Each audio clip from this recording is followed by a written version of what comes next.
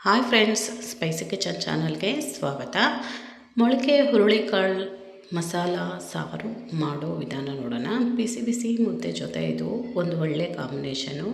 ಮಧ್ಯಾಹ್ನದ ಊಟಕ್ಕೆ ಅಥವಾ ರಾತ್ರಿ ಊಟಕ್ಕೆ ಒಂದೊಳ್ಳೆ ರುಚಿಯಾದ ಆರೋಗ್ಯಕರವಾದಂಥ ಮೊಳಕೆ ಹುರುಳಿಕಾಳು ಮಸಾಲೆ ಸಾಂಬಾರು ಮಾಡೋ ವಿಧಾನ ನೋಡೋಣ. 1 ಇಂಚು ಚಕ್ಕೆ, 4 ಲವಂಗ, 1/4 ಟೀ ಸ್ಪೂನಷ್ಟು ಮೆಣಸು, 1 ಈರುಳ್ಳಿ, 1 ಟೊಮೊಟೊ, ಹಸಿಕಾಯಿ ಅಥವಾ ಒಣ ಕೊಬ್ಬರಿ ಹಾಕೋಬೋದು. ನಾನಿಲ್ಲಿ ಒಣ ಕೊಬ್ಬರಿ ಹಾಕ್ಕೊಂಡಿದ್ದೀನಿ. ಬೆಳ್ಳುಳ್ಳಿ, ಶುಂಠಿ ಇಷ್ಟನ್ನು ಹಾಕಿ ಸ್ವಲ್ಪ ನೀರು ಹಾಕ್ಕೊಂಡು ರುಬ್ಕೋಬೇಕು.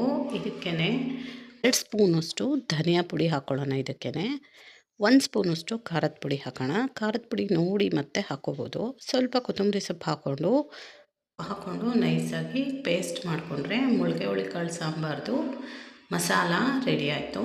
ಇದ್ದೀನಿ 1/4 kg ಹುರುಳಿಕಾಳನ್ನ ರಾತ್ರಿ ನೆನೆಸಿ ನೀರು ಬಸ್ದು 1 ದಿನ ಹಾಗೆ ಬಿಟ್ಟರೆ ಮೊಳಕೆ ಬರುತ್ತೆ. ಇಲ್ಲಿ 1 ಆಲೂಗಡ್ಡೆ, ಟೊಮೊಟೊ, 1 ಮೀಡಿಯಮ್ ಸೈಜ್ ಈರುಳ್ಳಿ ಮಸಾಲೆ ತೊಗೊಂಡಿದ್ದೀನಿ. ಒಂದು ಕುಕ್ಕರ್ ಇಟ್ಕೊಂಡು ಸ್ವಲ್ಪ ಆಯಿಲ್ ಹಾಕೊಳ್ಳೋಣ. ಆಯಿಲ್ ಕಾದ್ಮೇಲೆ ಇದಕ್ಕೆ ಒಂದು ಚಿಕ್ಕದು ಮೀಡಿಯಮ್ ಸೈಜ್ ಈರುಳ್ಳಿನ ಹಾಕೋತಾ ಇದ್ದೀನಿ. ಹಾಕ್ಕೊಂಡು ಇದನ್ನು 1-2-3 ಸೆಕೆಂಡು ಫ್ರೈ ಮಾಡ್ಕೋಬೇಕು. ಈರುಳ್ಳಿನ ಇದು ಕಲರ್ ಚೇಂಜ್ ಆಗೋದೇನು ಬೇಡ, ಸ್ವಲ್ಪ ಫ್ರೈ ಆದರೆ ಸಾಕು. ಇದಕ್ಕೇ ಮೊಳಕೆ ಕಾಳನ್ನ ಹಾಕೊಂಡ್ಬಿಡೋಣ. ಈ ಆಯಿಲಲ್ಲಿ ಚೆನ್ನಾಗಿ ಮೊಳಕೆ ಕಾಳನ್ನ ಫ್ರೈ ಮಾಡಿದಷ್ಟು ಟೇಸ್ಟು ಚೆನ್ನಾಗಿ ಬರುತ್ತೆ ಹಾಗೂ ಮೊಳಕೆ ಕಾಳು ಬೇಗ ಬೇಯುತ್ತೆ. ಫ್ರೈ ಮಾಡಿ ಆದಮೇಲೆ ಒಂದು 5-6 ಸೆಕೆಂಡು ಈ ಮಸಾಲೆನ ಹಾಕ್ಕೊಳ್ಳೋಣ. ಇದಕ್ಕೆ ಬೇಕಾಗುವಷ್ಟು 1-2 ಸ್ಪೂನಷ್ಟು ನಾನು ಮಸಾಲೆ ಹಾಕೋತಾ ಇದ್ದೀನಿ. ಸಾಕಾಗುತ್ತೆ ಇಷ್ಟು. ಈ ಮಸಾಲೆ ಹಾಕಿ ಚೆನ್ನಾಗೆ ಫ್ರೈ ಮಾಡ್ಕೋಬೇಕು. ಇದು ಹಸಿ ಮಸಾಲೆ ಆಗಿರೋದ್ರಿಂದ ಇದಕ್ಕೇ ಹಾಕ್ಕೊಂಡು ಫ್ರೈ ಮಾಡಿಕೊಂಡ್ರೆ ಸ್ವಲ್ಪ ಫ್ರೈ ಆಗುತ್ತೆ. ಫ್ರೈ ಆದಮೇಲೆ ಇದಕ್ಕೆ ಟೊಮೊಟೊ ಹಾಕ್ಕೊಳ್ಳೋಣ. ಒಂದು ಚಿಕ್ಕದು ಮೀಡಿಯಮ್ ಸೈಜ್ದು ಹಾಕ್ಕೊಂಡು ಮತ್ತೆ ಇದನ್ನು ಆಲೂಗಡ್ಡೆ ಹಾಕ್ಕೊಳ್ಳೋಣ. 1 ಮೀಡಿಯಮ್ ಸೈಜು. ಇಲ್ಲಿ ಇಷ್ಟು ಕ್ವಾಂಟಿಟಿಗೆ 1 ಟೊಮೊಟೊ, 1 ಆಲೂಗಡ್ಡೆ ಸಾಕಾಗುತ್ತೆ. 1/4 kg ಅಷ್ಟಿದೆ ಮೊಳಕೆ ಕಾಳು.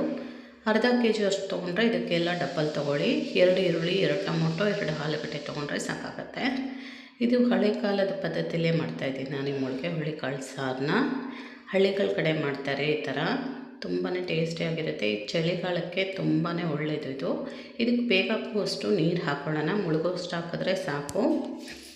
ಎಲ್ಲನೂ ಕ್ಲೀನಾಗೆ ಮಿಕ್ಸ್ ಮಾಡಿಕೊಂಡು ಕರೆಕ್ಟಾಗಿ ನೋಡಿ ಇಷ್ಟು ತೆಳುವಾಗಿದೆ.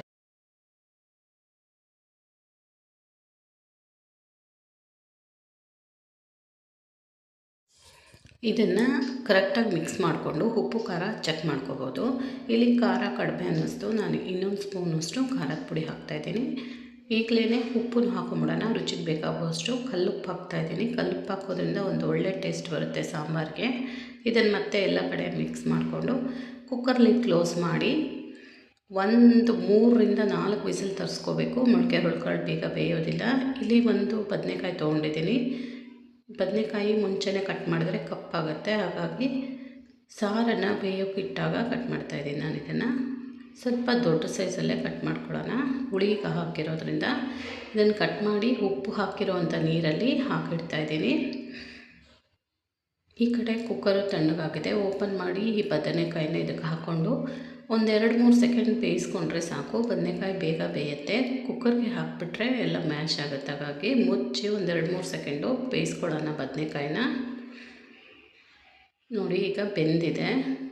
3 ಸೆಕೆಂಡ್ ಬೇಯಿಸ್ಕೊಂಡಿದ್ದೀನಿ ನಾನು. ಇದಕ್ಕೆ ಕೊತ್ತಂಬರಿ ಸೊಪ್ಪು ಹಾಕ್ಕೊಂಡು ಮಿಕ್ಸ್ ಮಾಡಿಕೊಂಡ್ರೆ ರೆಡಿ ಆಯಿತು ಬಿಸಿ ಬಿಸಿ ಮೊಳಕೆ ಹುರುಳಿಕಾಳು ಸಾರು. ತುಂಬಾ ಟೇಸ್ಟಿಯಾಗಿರುತ್ತೆ. ಇದನ್ನು ಮಾಡೋ ವಿಧಾನವೂ ಬೇಗನೆ ಆಗುತ್ತೆ, ಸುಲಭ ಕೂಡ. ಚೆನ್ನಾಗಿ ಮಿಕ್ಸ್ ಮಾಡಿಕೊಂಡು ಟೇಸ್ಟ್ ನೋಡ್ಕೋಬೋದು. ಇದನ್ನು ಒಂದು ಬೇರೆ ಪಾತ್ರೆಗೆ ಸರ್ವ್ ಮಾಡ್ತಾಯಿದ್ದೀನಿ.